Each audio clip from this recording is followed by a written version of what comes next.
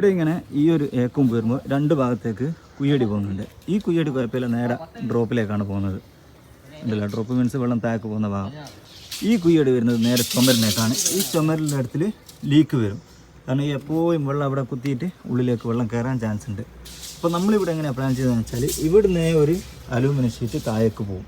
അതായത് L model ഇങ്ങനെ ഇട്ടിട്ട് ഇങ്ങനെ, എന്നിട്ട് ഈ കുയ്യടിയിൽ നിന്ന് നേരെ ഒരു അലൂമിനിയം ഷീറ്റ് ഇട്ടിട്ട് ആ എൽ മോഡൽ ഫിറ്റ് ചെയ്ത അലൂമിനിയം ഷീറ്റിലേക്ക് കണക്ട് ചെയ്യും. അപ്പോൾ ഈ ഭാഗത്തുനിന്ന് വരുന്ന വെള്ളങ്ങളൊക്കെ ഇങ്ങനെ വന്നിട്ട് അവിടെ അലൂമിനിയം ഷീറ്റിൽ കുത്തിയിട്ട് നേരെ താഴേക്ക് പോകും. താഴവും അവിടെ വരെ അലൂമിനിയം ഷീറ്റ് ഉണ്ടാവും.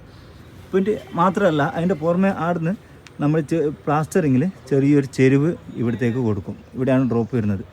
അപ്പോൾ അവിടെ വെള്ളം കെട്ടി വെക്കാതെ നേരെ വെള്ളം ഡ്രോപ്പിലേക്ക് പോകുന്ന ഒരു പ്ലാന് റെഡിയായി. റൂഫ് മാർക്ക് കഥകൾ തുടരും.